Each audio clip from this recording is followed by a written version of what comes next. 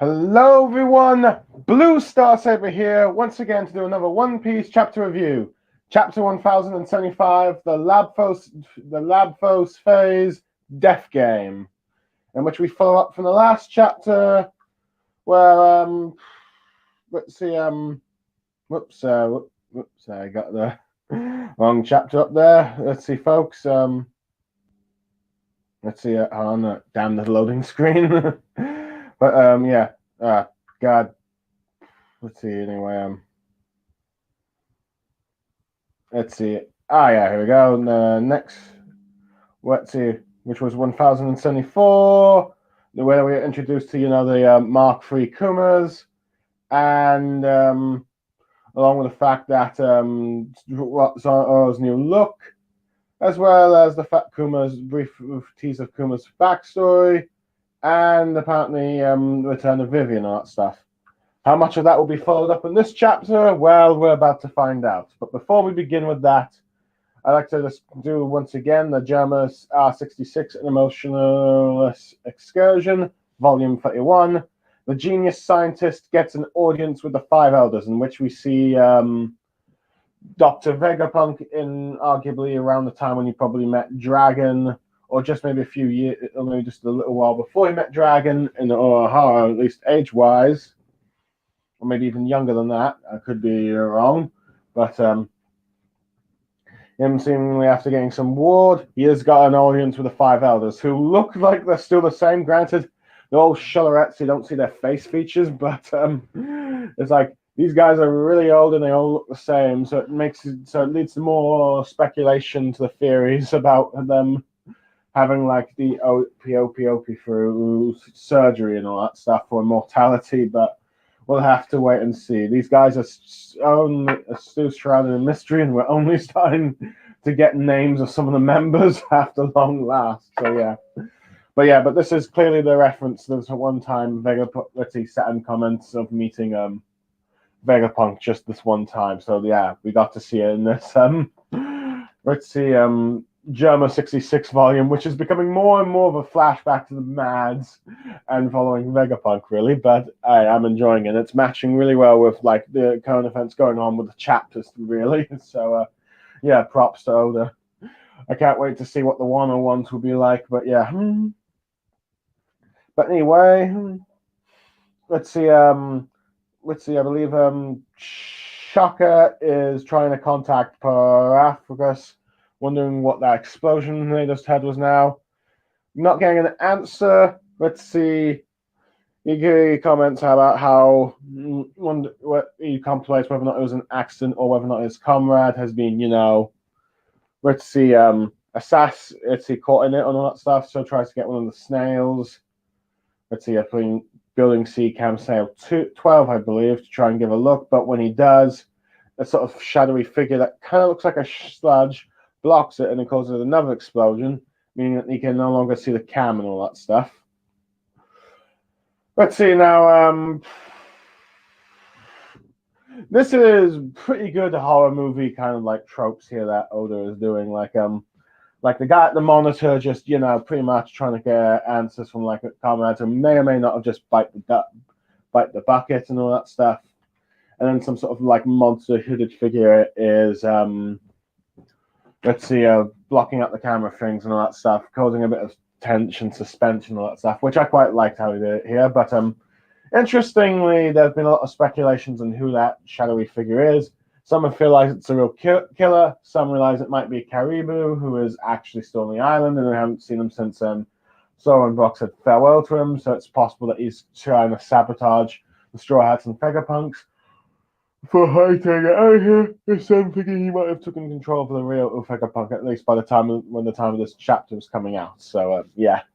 By the way, folks, early translations for 1076 are out, but for the sake of this the chapter and review, I am not going to spoil the contents of it, as I'd rather let any who end up listening to this figure it out on their own. But yeah. But anyway, I do like how afterwards he decides to, let's see, Luffy ends up realizing he's not hearing any voices in his earphones anymore, which implies that, communication has been cut off. As we then cut to like different buildings, for example, in the F3, let's see, we have we have the group of Brock, Nami, and Edison. I'm not sure if I commented on the groups in the last chapter, but I'll probably do so if I didn't. Let me just check. Let's see, did we get introduced to groups? Let's see now. Okay, we kind of got a little hint of them, but no. But yeah, but we have one group of Nami, Edison, Vegapunk, and Brock, where Nami is just being exaggerated with the jewels and all that stuff. Let's see. With Edison saying like, "Hey Nami, shouldn't you be saying, oh my, what pretty jewels, not like jewels for her," as she's got all her eyes for the jewels, and Brock's going like, let's see, Brock's saying, what does it matter? We're evacuating this island anyway. So I guess Edison. Let's see, says like, okay, fair point, but let's see, but I do think that the two have a bit of that Nami does have a bit of a screw loose. Well, these guys have a bunch of screw loose, prioritizing jewels when they need to escape and all that stuff. So yeah, let's see. With Nami grabbing all the, and it's really funny because then Nami grabs all of the jewels in the backpack, saying how it should go. With Edison reminding them that they're looking for Stella. Let's see, but Nami just sets the bag somewhere down there. So let's see if they pass by back here, they'll get them when they're busy and all that stuff. With Edison trying to point out that those diamonds are man-made for industrial purposes, not really for jewelry and all that stuff. But Nami gets excited over the fact that you can make diamonds. Let's see, and Edison just ends up learning that Nami has the berry number shaping eye ability. Let's see, as she's getting excited about how the future is made of nothing but dreams. But this really starts to annoy Edison that, okay, where the heck is Stella? But then we cut to like to Earth building area in which we see that Chopper, Atlas, and Robin have all got into one group, where Chopper's asked about her face, where it's revealed that it's actually a mask, and that Atlas can actually change the looks and body however she wants, saying that this is what the future is like. Let's see, Robin just more commenting on, let's see, some organic parts where she wonders if this is Vegapunk. As it's revealed to be by Atlas that they are organoids. Let's see, so they're apparently lab-grown organs, saying that they're indispensable for future tech of medicine and all that stuff. Chopper is just amazed by the fact that, let's see, they can make organs, thinking it's amazing. But Robin goes like wondering if they were just disassembled bits of Vegapunk's body and all that stuff. So it's like that guy. I think that either gets Chopper or Atlas going like, eh! As let's see. So yeah. But anyway, we go back to like where Atlas is in the control room and all that stuff. Luffy just asking him by going on the helmet. Let's see, and asking what's going on, but he's too busy and trying to contact Edison and all that stuff. But Luffy explained that he can no longer hear them in the communications, and he's pretty sure he didn't break them and all that stuff. I swear I didn't even bang it and all that stuff. But Shaka just says that no, that's not it, and tells Luffy to look at the monitor screens as they're being cut off. Let's see. As like telling Luffy that someone is inside the lab with them, and then we cut to like to building 2F and building B, which is the other direction I think Chopper's group has went and all that stuff, where you have Sanji revealing that he does remember Stussy from like Big Mom's cake tea party, and is let's see, and he's excited to be sailing with her. asking to be her dog. Yeah. With her just saying that, just relax, Sanji, and help me look for Stella. Flirting in many ways. I wonder if she's saying that. I think in some translations said like, help me find Stella, and then maybe, and all that stuff. With just Jimbo was commenting about how the lab is enormous. We're Stussy explaining that this floor was a weapons development one. And then we'll cut to building 3F, let's see, building C left, where Usopp is just being amazed by Sanji's group, Jinbei and Stussy, which we already knew from the last chapter, but in Usopp's group we have Lilith, York, I believe. Let's see. Hold on. Yep, it's York. York and Frankie. Let's see. Where Lilith has explained to Usopp that the weapon she has, shoots the ultimate bubbles that can, deflect anything. York is just being sleepy, and Frankie comment about how was it maybe Usopp saying how deflecting things can now be an attack, and actually might be Usopp saying that, and the speech bubble makes it look like it's Frankie, but he's also at the same time shouting where Vegapunk is. So we've got confirmation on who is on this lineup, and I'm liking most of the interactions for the most part. Let's see, with like one or two Vegapunks, with mostly one or two Vegapunks, or at least one of the, or at least in the case of Stussy being ally of Vegapunk. In this case, we have one with each group with the Straw Hats.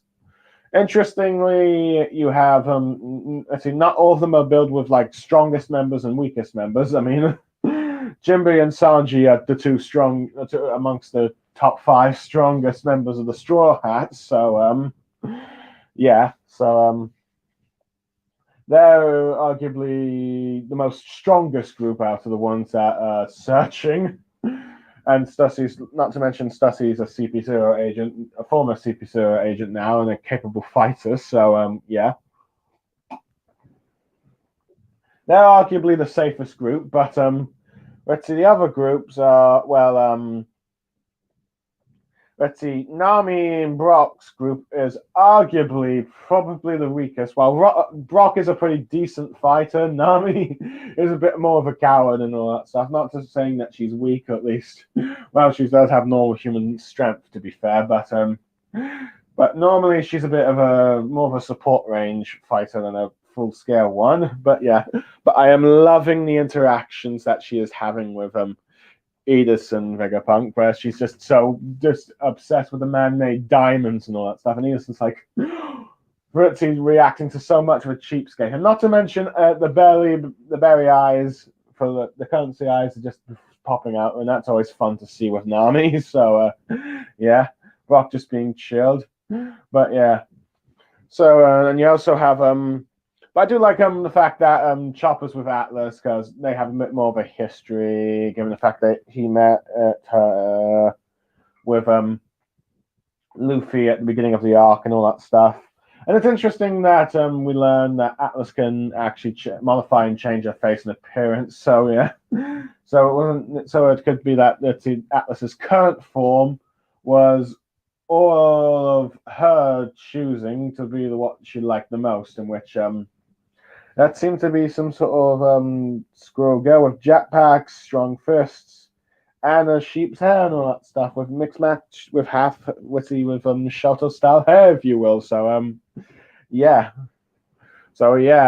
see. That's kind of cool. Actually, thinking about this, I wonder if that means that she can also change gender as well. But I guess we're not going to find that out. But yeah. I also like how Chopper ends up fanboying at the man-made organs that Vegapunk can make, but I do like Robin's reaction, which, if it's Chopper reacting, okay, it's like, that's funny, but if it's Atlas reacting, it's like, what? Why are you doing this? Which would be, probably make more sense, since Atlas doesn't know Robin's behavior. But I do like how the Vegapunks we've seen so far are more just shocked by some of the Straw Hats. It's the eccentric behavior and all that stuff. Like Robin's dark, ritzy thoughts and Nami's lust for treasure. So yeah. Other than that, not really much of a fan of Sanji. Like, I'll be your dog, but it does seem to match his character of just being serving any woman he can if he's head over heels for. But yeah. Other than that, I did like the fact that he did actually know who Stu. He did actually remember who Stussy was from Whole Cake and all that stuff, even though that we never saw them directly interact. Though I do wonder if Stussy's going to bring the fact that she informed the group that she was the one that informed them about the Tamako box incident, which got the big mom parts surrounding her.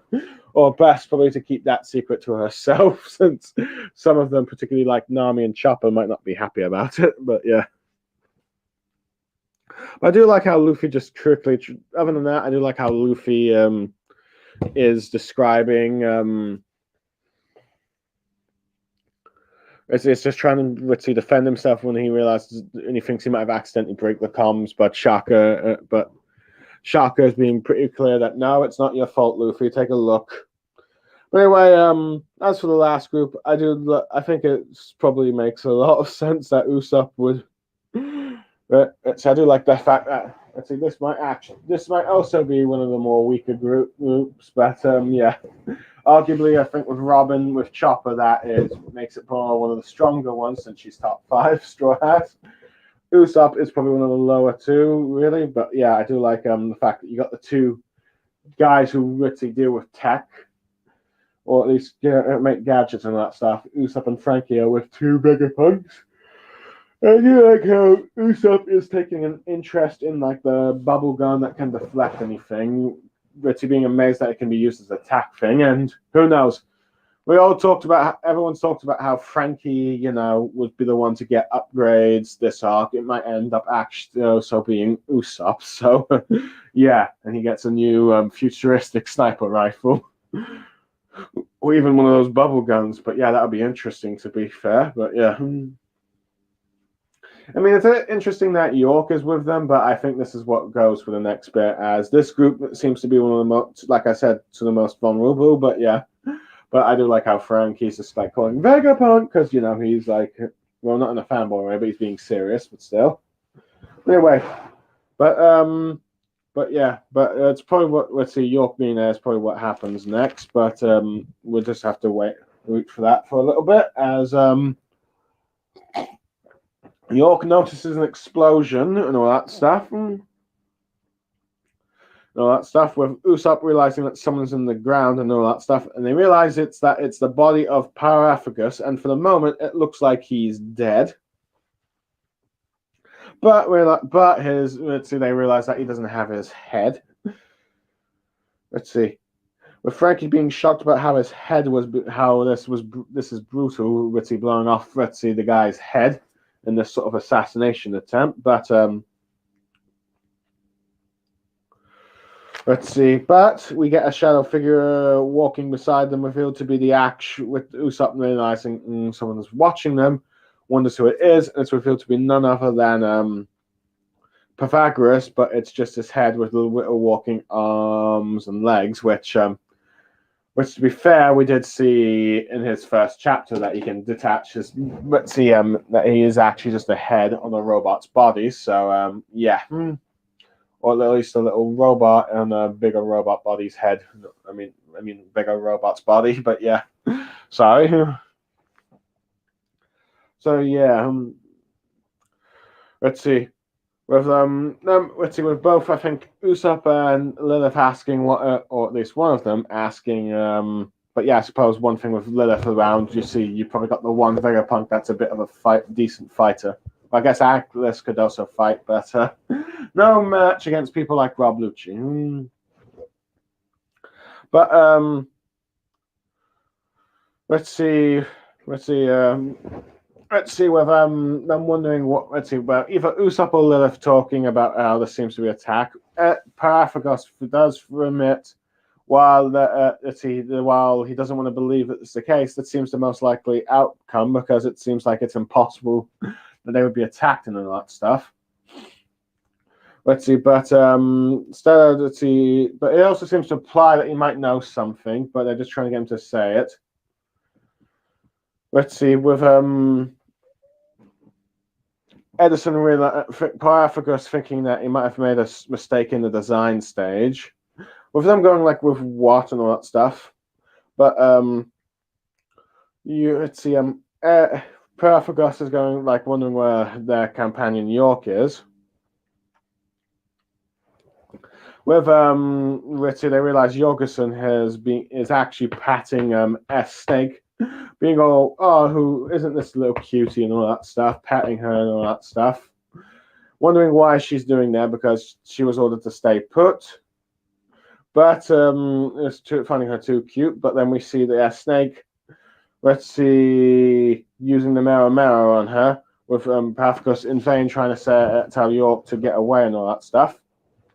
Which, of course, that doesn't work. And as a result, York is petrified, though you kind of get to see a bit of a shot of her. Well, to be fair, she was kind of, let's see, got the typical female design for those who, let's see, are on Enakeg Island compared to, say, like, Lilith, so, yeah. But yeah, but she's now been turned to stone. But yeah, so I just commented on I just got too. Sorry, I probably shouldn't have gone too much detail on that one panel with York. But apologies. But it's, I guess, Japan for you. They gotta do fan service. But yeah, even when turning someone to stone, I guess. But yeah. But anyway, she's been turned to stone. Let's see, SX kicks her to the side. With Lilith going like, why is she doing this? She's a Seth woman, should be obeying their orders.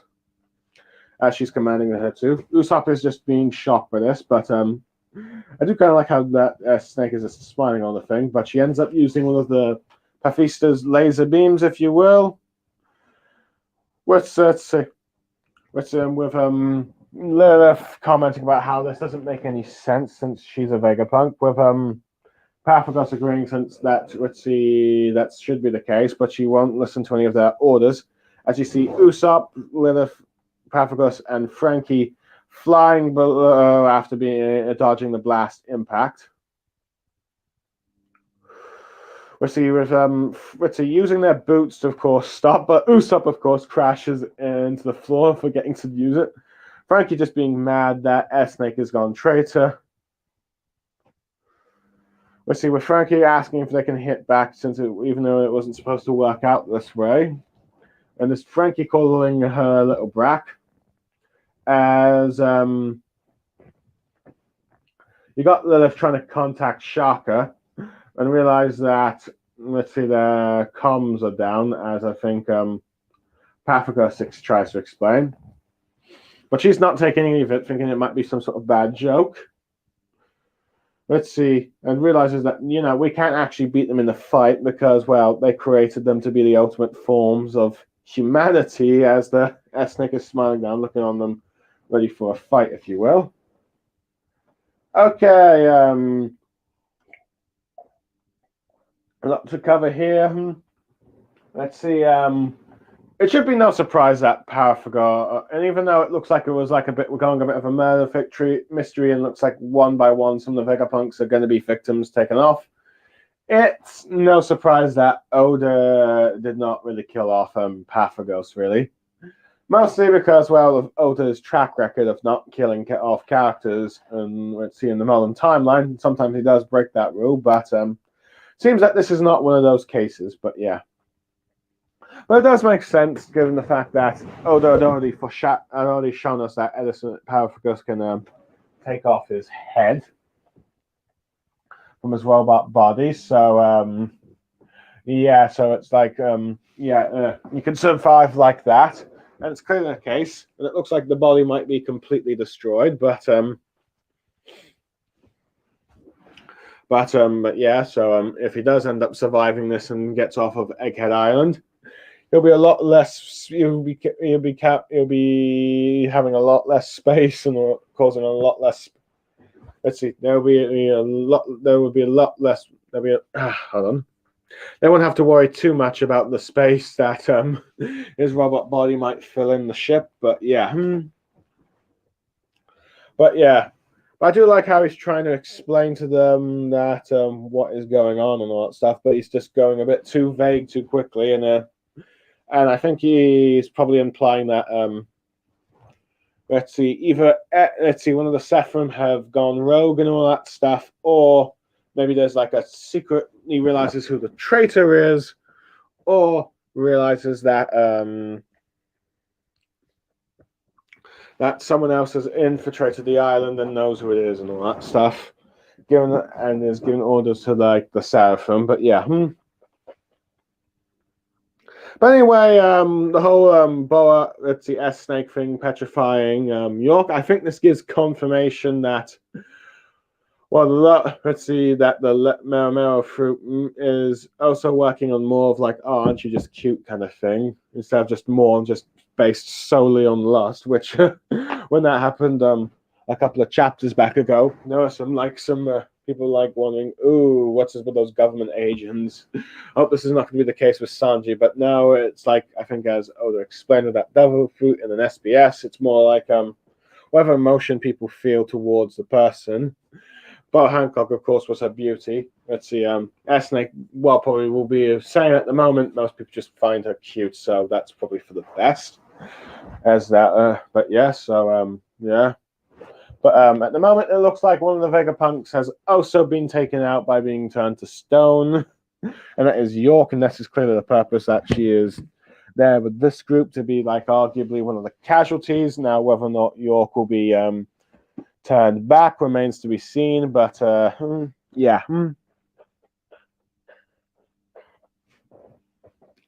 But yeah, so yeah, she's like the first casualty, but granted, one that can be brought back, but they'll need to get control of that snake again. But yeah, but it does leave a bit of worry for like the Straw Hats as and the Vegapunks there, because they can't have the orders, and Lilith is like taking this really seriously, trying to get Shaka to communicate and all that stuff.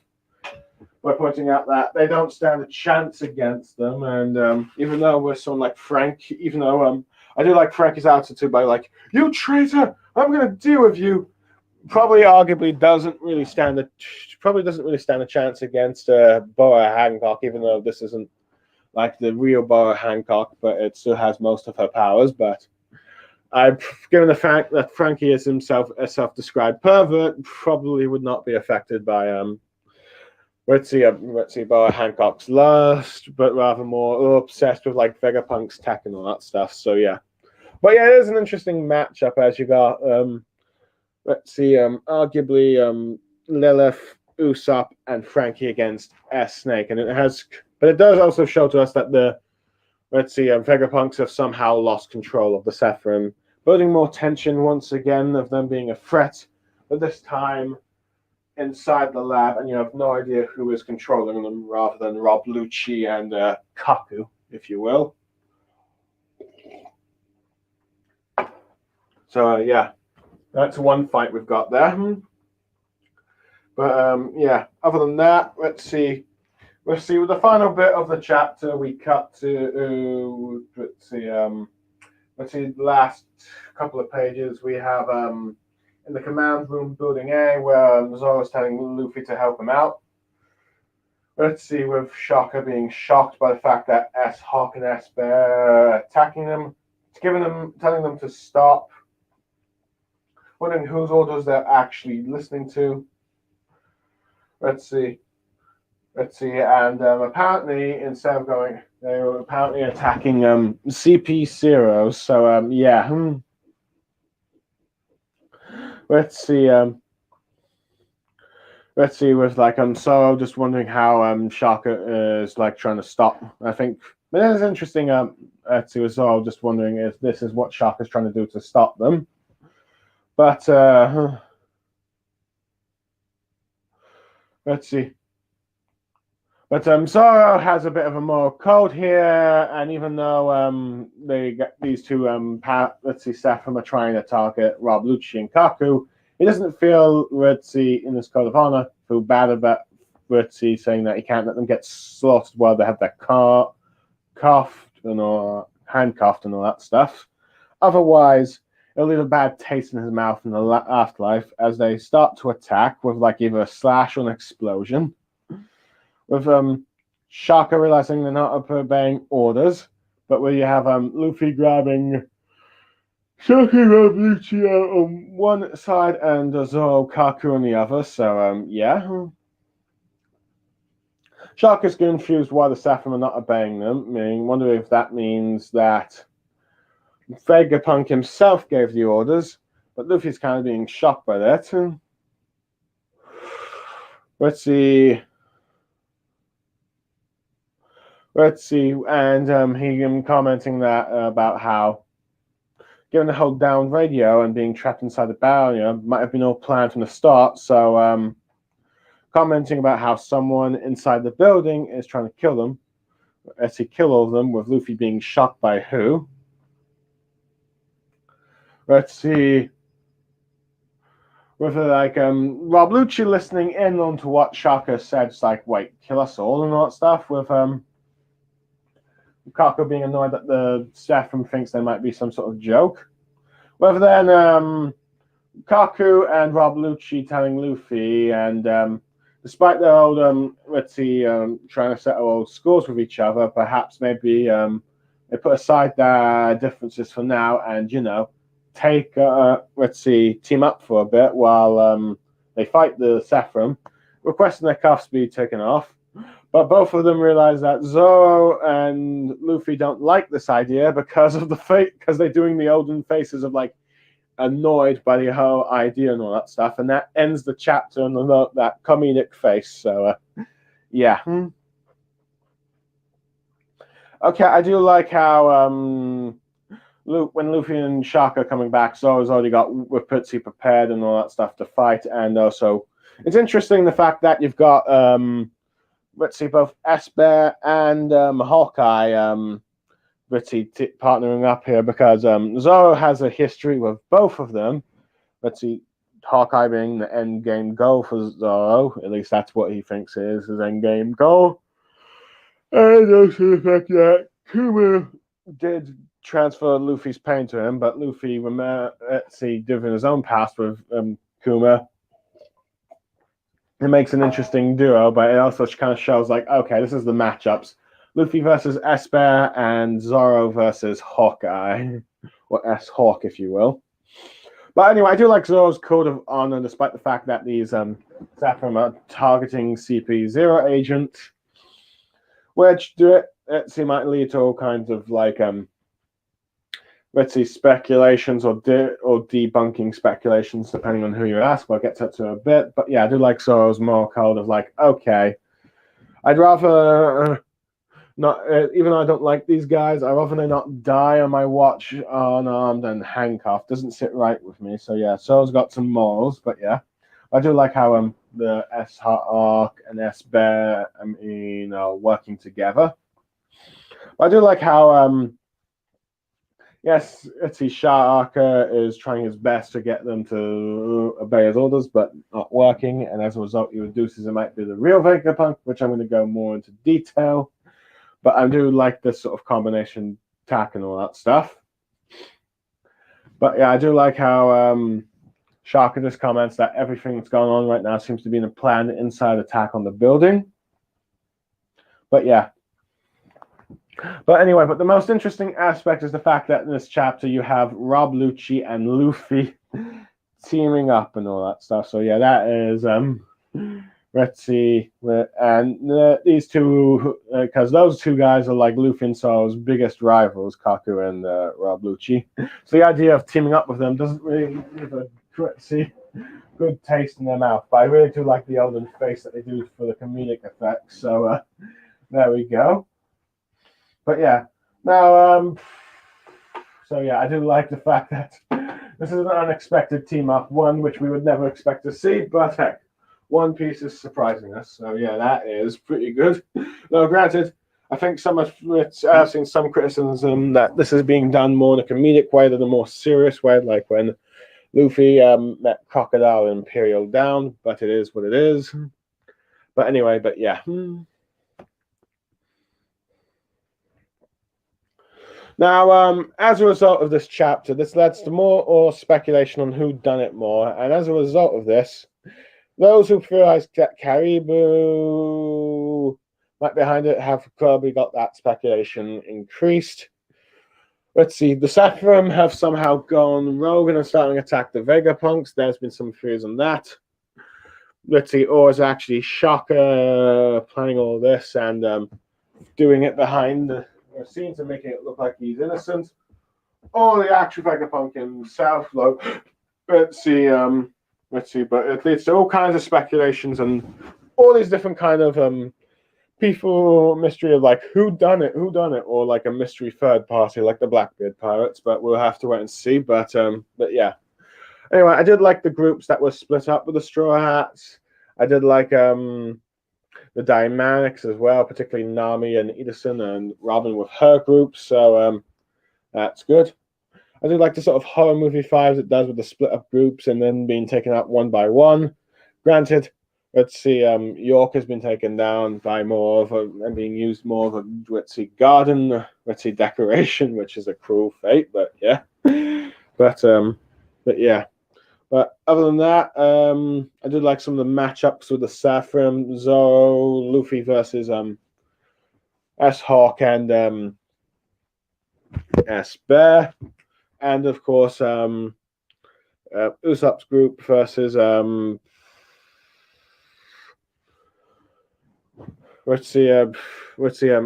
S-Snake. But that granted, that means that there's at least one other Sephirim missing, and that's S-Shark, which might either attack Jinbei's group or Nami's group. We'll just have to wait and see. But yeah. But overall, I think I'll give this chapter a nice 8 out of 10. There was some things I'm not entirely a fan of, but most particularly the fact that Polygraph seems to have a fake out death, even though I know it makes kind of sense, but still. But other than that, it's a pretty fun murder mystery chapter of like who done it, who's with who, and not to mention the funniest mechanics, of course, with like Luffy, Ren, Rob, Lucci, and Zoro with Kaku. It's like, why should we trust you, kind of thing. But yeah.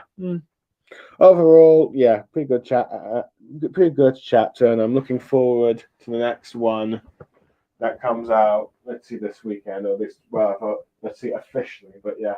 But for now, I am Blue Star Saber signing off. Thank you for listening in, and goodbye.